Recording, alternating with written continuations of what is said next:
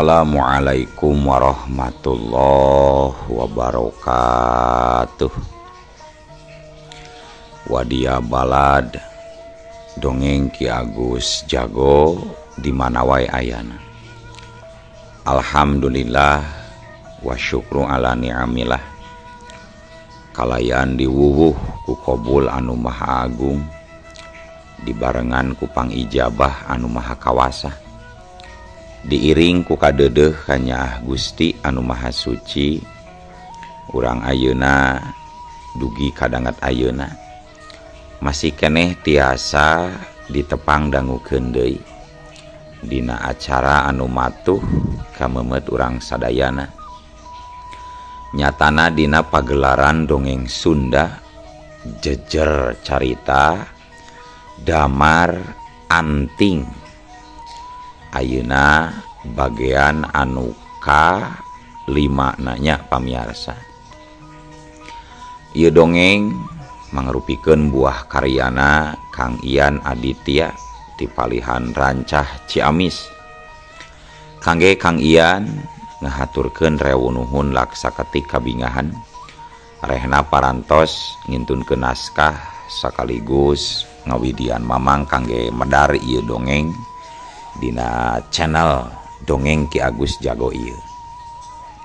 Atuh sumangga kanu teu acan subscribe kantun subscribe heula, ngarah langkung pogot sareng langkung sumangat deui ka si mamangna dina enggoning medar ieu dongengna. Ning hilap di like di komennya nusa seueur-seueurna lainna naon mamang masuk bingah gitunya upami maosan komentar-komentar ti para wargi sadayana teh. Kalintang bingahna deui upami mah link video mamang ieu dipangeserkeun atanapi dipangbagikeun. Atuh ngarah teu nyangkolong tingkana waktos sumangga ayeuna mah urang lajengkeun deui dongeng Damar Anting bagian anu ka-5 na. Kumaha salajengna sora cikopina betot simbutna pagan heula tali kolorna bisi morosot merezel morozol uzel-uzelan di tengah jalan tumpak dung dung pes.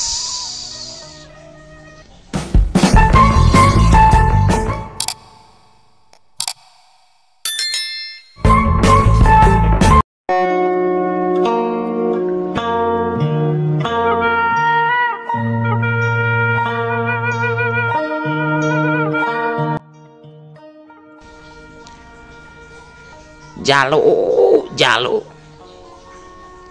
jika nu heueuh we kawas mata hidup bisa nembus kana jero eta bungkusan daun tisu. Cikan tempo deui anu bener naon eusi eta bungkusan daun tisu teh Jalu? Cek sini nih sok sanajan bari jeung bingung Damar Anting jadi penasaran. Numatak harita keneh oge bungkusan daun tisuk teh dibuka deui. Nalika dibuka gebeg Damar Anting kacida ngagebegna kusabab anu tadi disangkana ukur cucuk lauk jeung pada beureum sesadahar sinini teh tapi geuning tetela eusina masih utuh keneh mangrupakeun sangu lengkep jeung deungeunna. Kayaanana percis pisan jeung samemeh dibikeun ka sinini bieu. Setengah teu percaya kana tetenjoanana sorangan. Harita Damar Anting tuluy nyomot sangu anu karasa masih jiga tadi haneut keneh. Nya kitu deui deungeunna waktu diambeuan teh nyata ayana lain tetenjoan wungkul. Ulah heran Sujang, ulah ragu. Eta sakabehna oge bener nyata. Cek sini nih ngayakinkeun. Ke. Ari nini teh tukang sulap atawa tukang sihir ieu teh nih. Cek Damar Anting bari gogodeg heran. Nyalain atuh Sujang.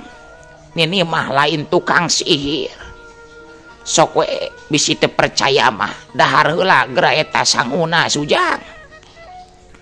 Sok sanajan rada raham-ham harita Damar Anting ngahuapkeun sangu jeung deungeunna. Tapi bener karasana nikmat seperti sangu anu tadi nu samemeh dibikeun ka si Nini. Nyata nih hari tadi naon atuh anu dituang ku Nini, cek Damar Anting bari pinuh ku rasa kaheran. Sedangkan si Nini teu langsung ngajawab, malah panona nyawang ka tengah lautan anu keur memejeuna motah. Sabot keur kitu ujug-ujug kadenge sora anu nyentak gahar pisan. Hei, Nini edan, sambarukna ilaing bakal aman berenannya. Dumeh ayeuna nyamur jiga gembel deuleu Nini edan. Atuh sapada harita si Nini jadi kaget barang ngadenge aya nu nyentak kitu. Komo nalika sagalombang gempuran ngadadak narajang ka dirina. Wuplas. Si Nini rikat nahan gempuran anu ngadadak ku itu ku pasi kuninganana. Hiu bu panggil dari kabru. Si Nini anu tetelan ini campaka akhirna nambruk. Sedangkan jalma anu nyerangna nu tayalian Ken Wiratma anu geus nyerang hari tangan ukur ngajerig jeung ka tukang. Rasakeun sia giliran Andika ayeuna nu bakal modar sia Nini pewet. Kiwari aing datang deui ka dieu pikeun malas pati kejadian 7 tahun ka tukang sia Nini pewet. Saanggeus ngomong kitu Ken Wiratma gentak luncat bari najongkeun suku jebragna ngarah kana dada si Nini. Tapi cebrot Nini campaka kaburu manten ngababukeun iteukna kana memuncangan Ken Wiratma. Wadaw, edan sia heulah. Ken Wiratma jadi kukulutus najan teu nepi karubung tapi sahanteuna serangan si Nini lumayan ngagagalkeun kana panerajang dirina tadi. Harita Ken Wiratma musurkeun tanaga lapis jerona kana leungeun pikeun ngayakeun deui serangan susulan. Nu saterusna jeleng jorelat hiu. Dibarung ku gerakan anu cepet lir kilat Ken Wiratma nyerorot jiga ka pinis. Sedangkan pereupna anu nyeleber make jurus batu karang siap ngaremukeun bebatok si Nini campaka. Hiu hutrang. Pikeun kadua kalina kadenge sora bentrokan. Najan padu jeung leungeun tapi wesi kuningan anu dipake nakis ku si Nini campaka seolah-olah bentrok jeung tameng wajah. Malah itu kuningan nepi kapotong jadi 2. Sementara Nini campaka mecleng aya kana 3 tumbakna ragrag awakna kana pasir. Bau. Atuh Ken Wiratma beuki kalap waktu nenjo musuhna geus ngagoler teh. Mahena gancang ngalayang ngadeuketan bari nyerang deui. Curel atuh hiu. Tapi setengah jalan Nini campaka ngacungkeun curugna bari ngagorowo. Indit sia indit. Sapada harita Ken Wiratma ngarasa siga aya besi panas anu nurih kana dadana. Jajantungna siga dibor. Atuh Ken Wiratma kandeg seranganana bari ngagoak saking kunyerina. Dina awakna kaluar kesang tiis. Dina kayan keur genting kitu Ken Wiratma gancang nyilangkeun 2 leungeunna di hareupeun dadana. 2 panonna molotot bukna anu awut-awutan ngacingkrak ka luhur siga kaduruk. Beungeutna jeung sakujur awakna ngaradak robah jadi hideung aneh. Hideung kaku siga batu. Huntut carehamna jadi ngembung tina sungutna kadenge sora pating kereket. Indit sia indit cek sini nih sakali deui bari ngalipatkeun tanaga batina kekuatan siga besi muter deui ngakedor kana Ken Wiratma hiu peluntrang tapi hanjakal kusabab kiwari serangan di Campaka jika ngabentur tembok wajah alatan Ken Wiratma geus ngawatek ajian Batara Karangna hus hiu serangan ini Campaka tanpa ampun malik deui ka diri sorangan wubu ada ini Campaka ngajerit awakna tuluy nyuksruk bari utah getih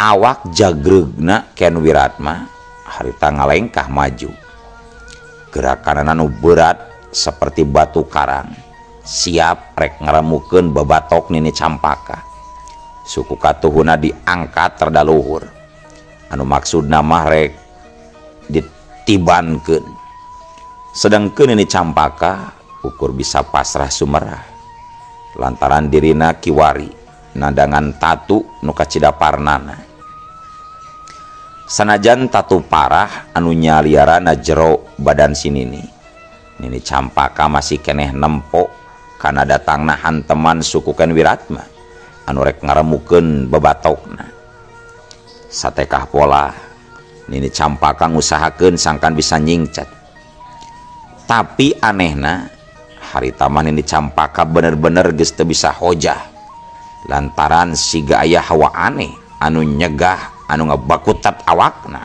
sehingga sulit pikeun digerakkeunana nini Campaka ngan saukur bisa pasrah sumerah nunggu maut anu ngajemput sedangkan harita suku Ken Wiratma geus sajek-jekkeun ngajejek babatokna saeutik deui dampal suku Ken Wiratma rek ngabejadkeun sira sinini tapi ujug-ujug di arah kenca ngagelebug hiji dorongan kekuatan luar biasa nembrag kana suku Ken Wiratma wus ceger Ken Wiratma setengah ngagoak awakna melenting terus meceleng sementara pasir bodas jeung cai laut kabawa maur saking kutohagana serangan anu datang malah teu jauh tina urut tempat nangtungna Ken Wiratma ayeuna aya legok anu cukup gede nalika Ken Wiratma nenjo ka katuhu manehna nempo sinini Campaka geus aya dina pangkuan saurang pamuda anu make baju pangsi sing sarua bodas begetna kasep awakna ngeusi ngabrehil buukna dibeungkeut rapi pamuda eta nyatana damar anting anu teu mikeun sinini Campaka dibinasa ku Ken Wiratma urang ajar nasa silaing hei pamuda edan aya hubungan naon Andika jeung nini pewet make kumaha wani ilu biung kana urusan dewek deuleu sentak Ken Wiratma bari kuniang mancuhkeun tangtungan laju maju dua lengkah nepi ka waktu eta beungeut jeung sakabeh awak Ken Wiratma masih katenjo hideung kawas batu kuring mah manusia biasa anu teu boga hubungan naon jeung sinini ieu hubungan kuring jeung sinini ngan saukur rasa pri kemanusiaan antara papada manusia kunaon kisanak rek ngaguna sika jeung ngabinasa sinini Campaka sagarupa lain urusan ilaing deuleu pamuda juring perkara rek modaran atawa teuna kumaha dewek we atuh sok geura turunkeun eta nini jurig kana pasir turunkeun penta Wiratma anu mureleng galak moal bisa kisanak wayahna ieu sinini geus jadi tanggung jawab kuring barina oge emang kisanak teu puas tadi nyiksa ieu jalma bangsat tetela ilaing mah milih kojor deuleu nasa ngaran ilaing Andika Pamudaedan ngaran kuring damar anting sok sia arek kumaha lamun geus nyaho ngaran kaulah kurang ajar bener-bener menta di podaran siapa dulu rasakan dia ya cek Ken Wiratma bari ngadorongkeun dua dampal leungeunna ke arah Damar Anting anu keur manggul ini Cempaka. Wus dua lari ke ajian Batara Karang si disusul narajang ku kakuatan pinu celeng Damar Anting rikat luncat awakna ngalayang nyingkahan panarajang lawan anu liwat karena sisi katuh awakna. Tapi Ken Wiratma gancang nyusul tepus ku jurus-jurus mautna salebar wus-wus tenggelan Ken Wiratma anu nyurubuk ngapiur ngalapuh ceuli gilak Damar Anting sakilat ngakilakeun awakna tapi cebrot Damar Anting katipu ku gerakan aneh jurus batu mabet kapinis anu dilancarkeun ku musuhna. Jabati eta daya gempurna sarua jeung batu anu beratna ratusan kati. Atuh Damar Anting harita jadi mental awakna ragrag tumpang tindih jeung Nini Campaka.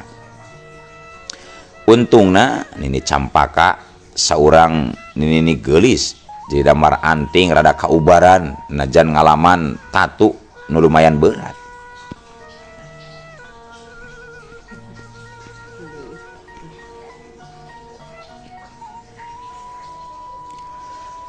Para wargi sadayana ngajelegurna ombak di lautan nyimbehan sisi batu karang nembragan tanpa bisa numpurkeun kaangkuhana nya kitu deui angin sanajan datangna mindeng nyieun kariweuhan tapi nyatana teu nimbulkeun kagoyahan.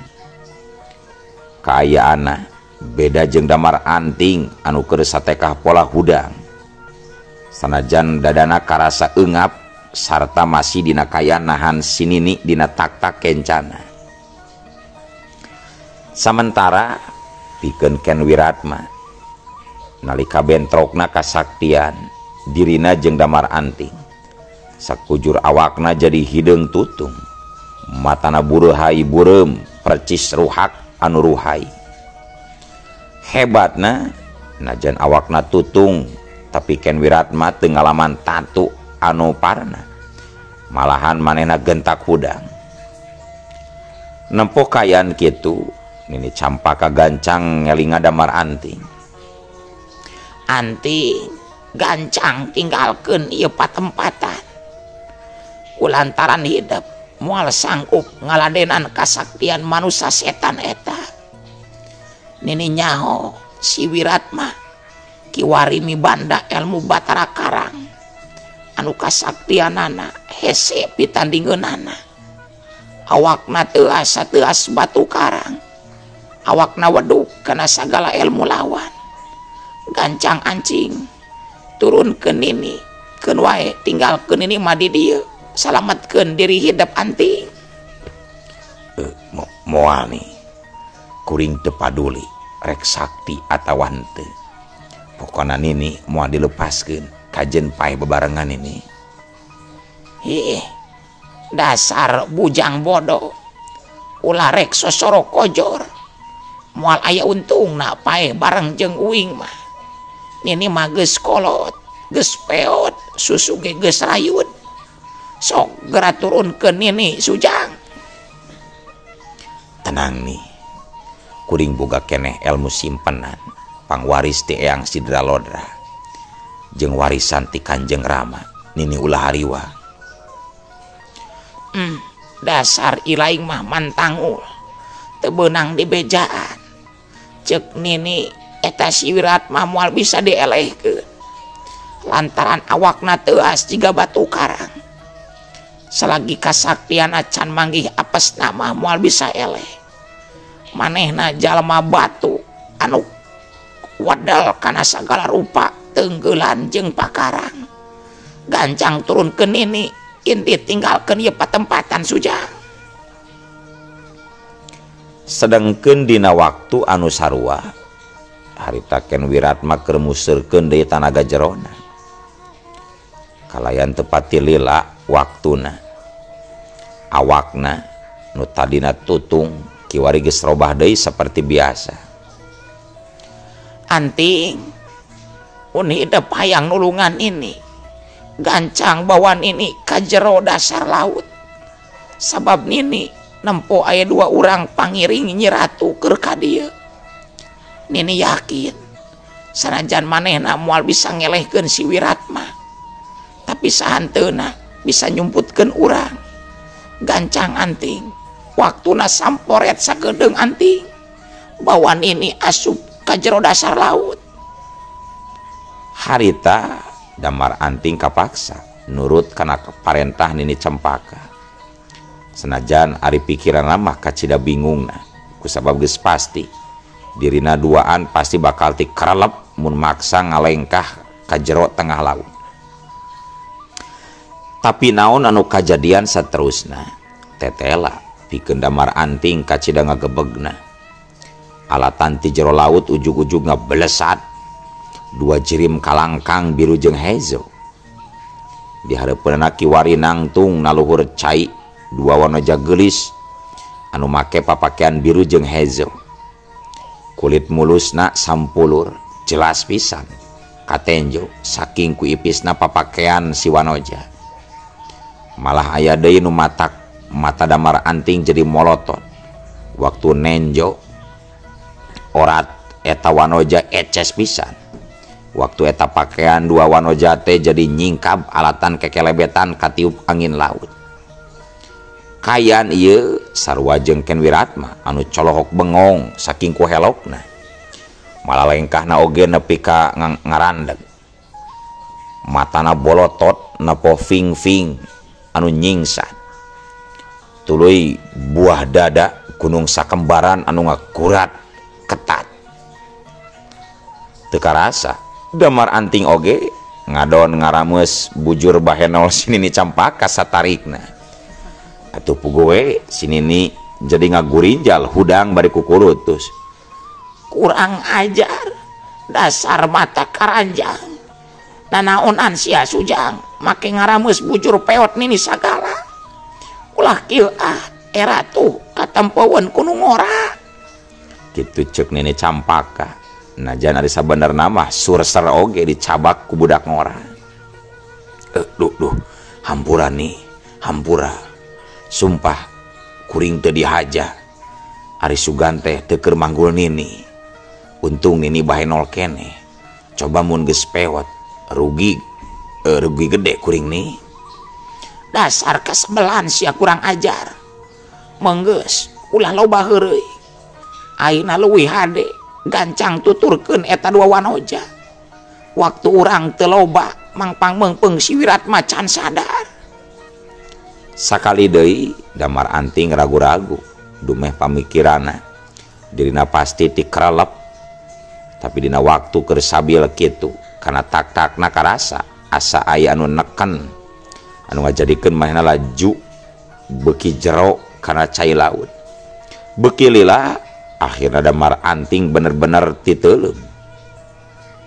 Sedangkan harita urat gede nu aya dina tonggongna langsung diteken ku Nini Cempaka. Muridna Siralodra eta hampir-hampiran teu percaya lamun teu ngalaman sorangan waktu dirina bisa ngalengkah komo nepi ka bisa ngojay di jero sagara.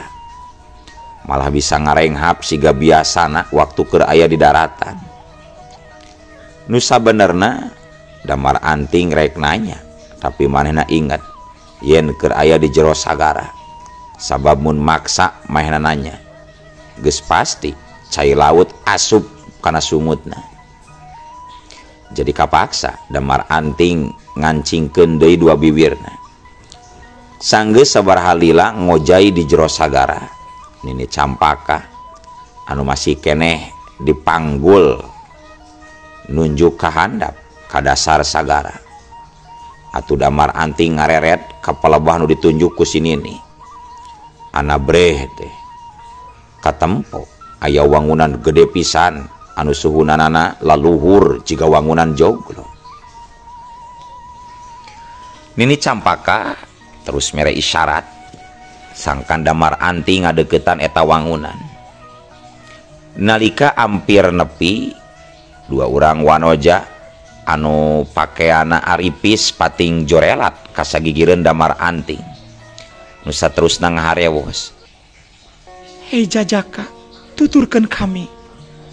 Nusa tuluina sanggeus ngaharewos kitu mah dua wanoja anu make baju biru jeung hejo teh ngojai ti heula ka arah eta wangunan.